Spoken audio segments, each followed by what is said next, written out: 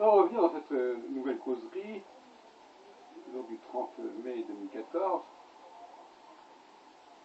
sur la question de Mars et Vénus. C'est vrai que ces dénominations pourraient surprendre certains lecteurs, les astrologues, notamment l'idée que Mars avantagerait plutôt les femmes et Vénus avantagerait plutôt les hommes. Mais finalement, ça n'est pas si surprenant que cela. La dialectique masculin-féminin est une dialectique subtile. Et effectivement, le dieu Mars travaille pour les femmes et la déesse Vénus travaille pour les hommes. Ça ne veut pas dire ça veut pas dire que Mars soit féminin et Vénus masculine.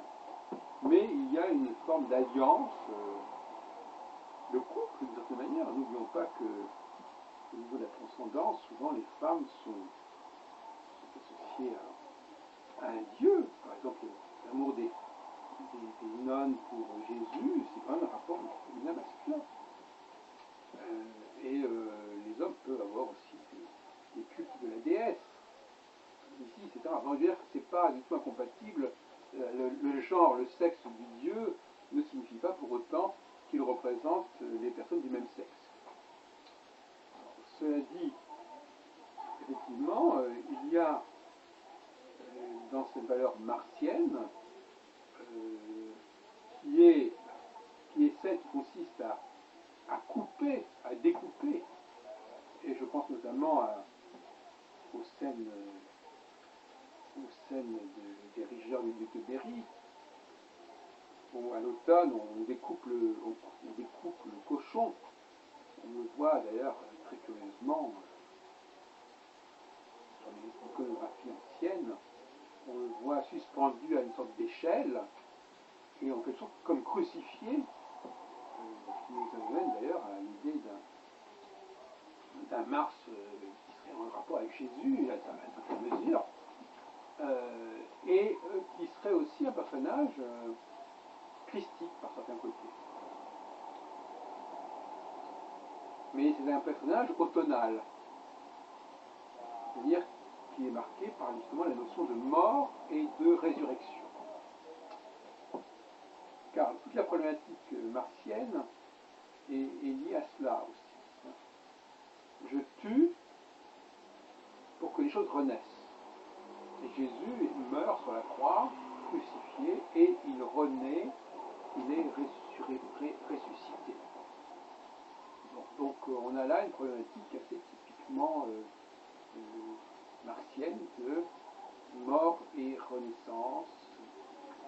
Alors qu'inversement, chez Vénus, c'est plutôt l'inverse. C'est-à-dire qu'il y a au départ quelque chose de très vivant.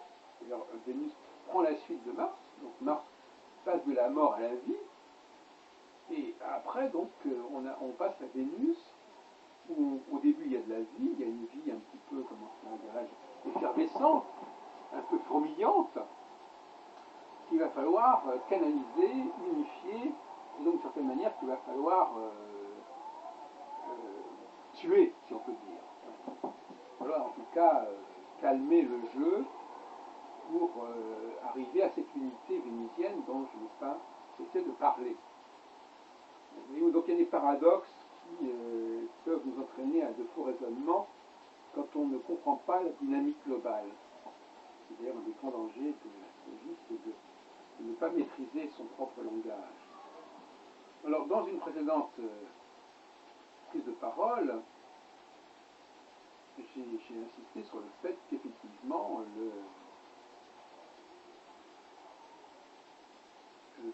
Vénus ouvre les choses de manière beaucoup plus large, et Mars a tendance à les découper, à les sectoriser, à les cloisonner. C'est pour ça quelque part que le lieu par excellence de la femme, c'est le couple, c'est la famille. C'est un lieu qui est fermé, un lieu petit. On a déjà dit que la femme était beaucoup plus à son aise et à sa dimension dans le petit que dans le grand. Donc, le fait de sortir partir d'un périmètre petit, c'est une aventure que les femmes peuvent connaître, mais qui n'est pas donnée au départ. C'est une chose à découvrir quelque part. L'ouverture est à découvrir. Alors qu'elles sont au départ dans la fermeture. En tout cas, sinon dans la fermeture, du moins dans l'étroit, dans ce qui est étroit, dans ce qui est restreint, l'espace restreint. Le handicap qui trop embrasse mal étreint. Et la phase martienne est beaucoup plus favorable aux femmes parce que elle va réduire le monde à des entités qui sont à la portée des femmes. Elle va réduire le travail, par le taylorisme notamment, à des entités qui sont également beaucoup plus accessibles. Donc il y a quelque chose de beaucoup plus paisible et au fond il y a moins de tension pour les femmes en phase martienne parce que justement Mars a calmé le jeu, il a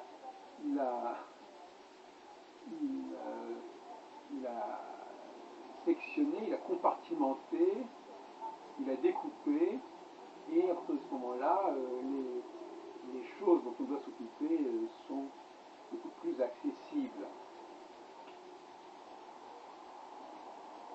Donc, en phase martienne, les hommes, par la force des choses, les hommes ne le vivent pas forcément très bien, et ils vont être obligés, ils vont être amenés à passer sous la coupe des femmes, sous le joug des femmes, sous leur domination qui peut s'exercer de diverses manières, notamment une domination dans la fixation de l'ordre du jour, dans la fixation du rythme de vie, etc. Enfin, l'ordre des choses.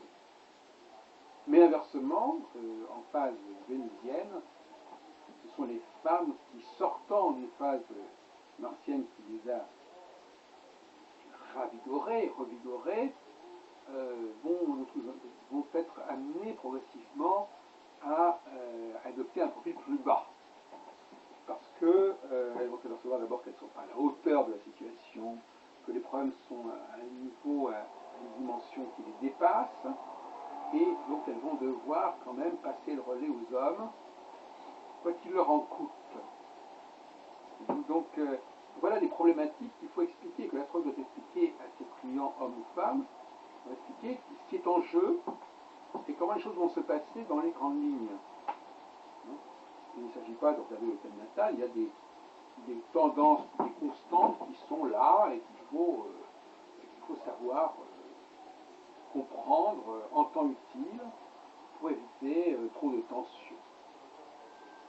Donc il est clair que les hommes en phase vénusienne ne sont plus du tout disposés, au bout d'un certain temps, à accepter les caprices féminins, à accepter le mode de fonctionnement féminin, à accepter le commandement des femmes, et par conséquent, ces femmes, elles sont un peu sur un ciel éjectable.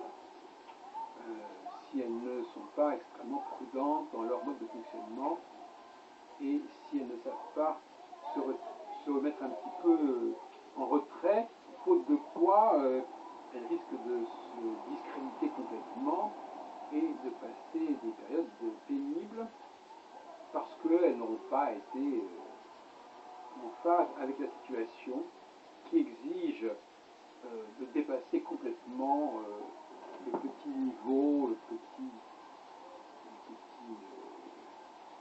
ensemble dont elles sont chargées, et il faut à ce moment-là une globalité qui ne leur convient pas spécialement, en tout cas pas de façon innée.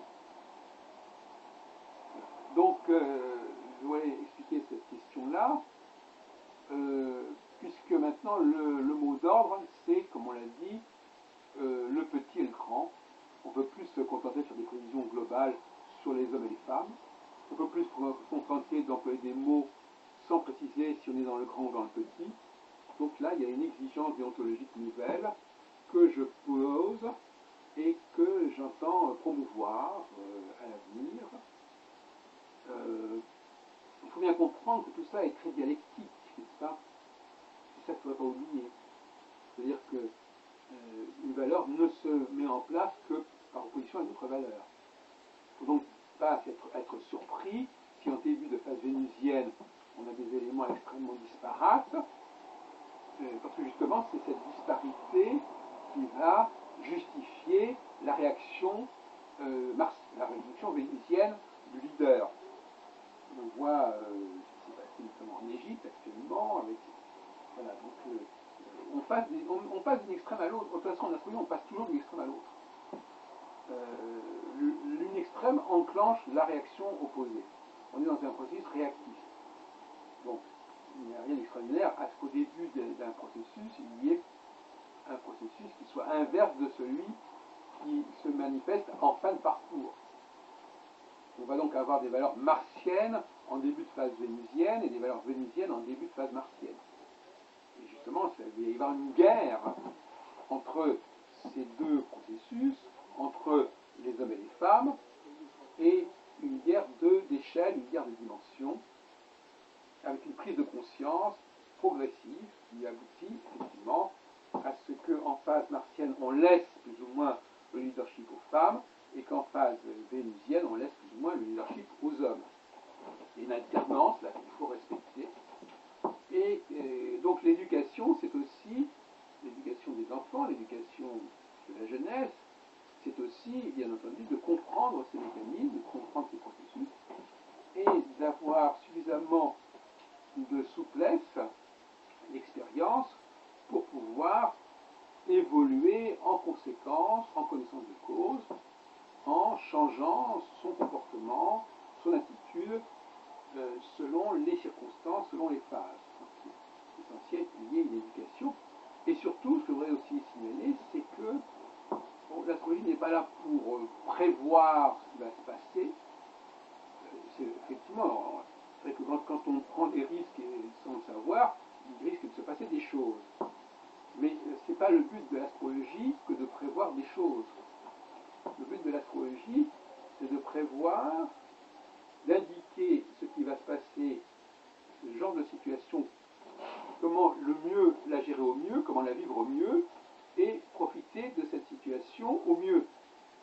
Mais il s'agit soi-même d'intervenir, il s'agit de se lancer, il ne s'agit pas d'attendre passivement. Si je dis à quelqu'un qu'on est en phase vénusienne, comme c'est le cas actuellement, eh bien, il doit aller dans ce sens-là, et il doit se lancer dans ce sens-là, et non pas attendre je ne sais quel événement extérieur qui viendrait se manifester dans ça. C'est bien, dans certaines mesures, bien sûr, de voir ce qui se passe à l'extérieur de soi-même, autour de soi, mais c'est bien également de soi-même s'investir et s'engager et d'en profiter à son échelle. Alors là encore, effectivement, la question de l'échelle, on en a parlé, il est clair que, par exemple, les changements, quand il y a une fusion d'entreprises, ça se fait souvent aux dépens du personnel, et donc les conséquences, c'est évidemment une réduction du travail, des nombres d'emplois, et inversement, donc Vénus la phase humaine n'est pas du tout favorable, n'est pas du tout propice au plein emploi, hein. Au contraire, elle a tendance à vouloir faire des économies au niveau des emplois, alors que la phase martienne, elle, on le voit notamment au niveau politique, puisque quand un empire se disloque, eh bien, il y a beaucoup plus de gens beaucoup plus de présidents de la République, il y a beaucoup plus de ministres, etc. Donc il y a une multiplication à l'infini des responsabilités, de plus en plus petites, mais ça aboutit à ce qu'il y a un plein emploi, plus ou moins. Et, donc économiquement, une politique de plein emploi en phase vénusienne comme actuellement est une absurdité. Sauf si, évidemment,